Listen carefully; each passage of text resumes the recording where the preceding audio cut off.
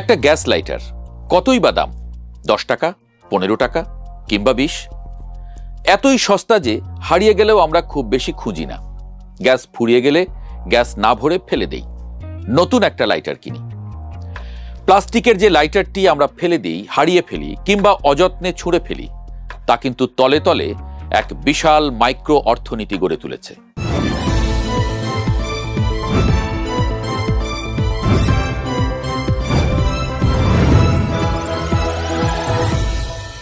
পৃথিবীর সবাই যেখানে চায় 50% মুনাফা, সেখানে একটা লাইটার থেকে কোনো মতে 1 টাকা লাভ হলেই সেটাকে বিরাট ব্যাপার মনে করা হয়।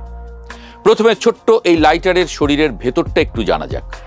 দেখতে অতি সাধারণ, কিন্তু বাস্তবে এটা একটা ছোটখাটো প্রেশারাইজড গ্যাস এক্সপ্লোশন ডিভাইস। বলতে পারেন ছোটখাটো একটা বোমা। আপনি হয়তো খেয়াল করেছেন, বিমানে নিষিদ্ধ জিনিসের তালিকায় এই ছোট্ট লাইটারটিও আছে।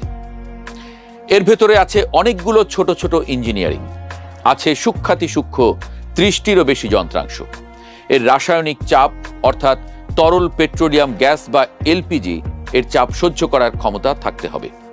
আবার একই সাথে একে সেফটি টেস্টেও পাশ করতে হবে।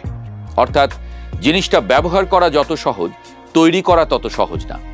জিনিস ছোট হলেও এর ভেতরে ফিজিক্স, কেমিস্ট্রি, ইঞ্জিনিয়ারিং এবং সেফটি মেজারমেন্ট তো আছেই। একই সাথে আছে বিশাল সাপ্লাই চেইন ম্যানেজমেন্টও। একটা সময় বাংলাদেশের 99% লাইটার চীন থেকে আমদানি হতো। 2022 সালে প্রায় $15 মিলিয়ন লাইটার আমদানি হয়, যার বেশিরভাগই এসেছে চীন থেকে।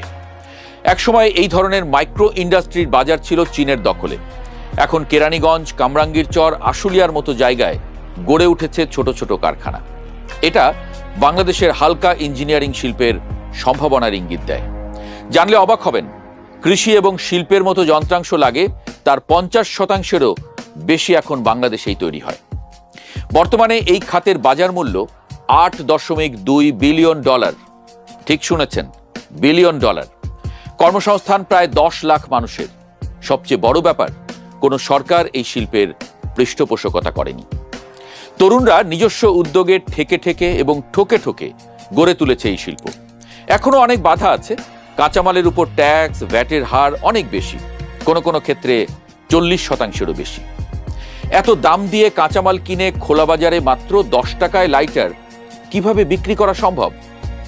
আগেই যেমন বললাম, এর ভেতরে আছে 30টিরও বেশি ইঞ্জিনিয়ারিং, আছে ফিজিক্স, কেমিস্ট্রির গুরুত্বপূর্ণ কাজ।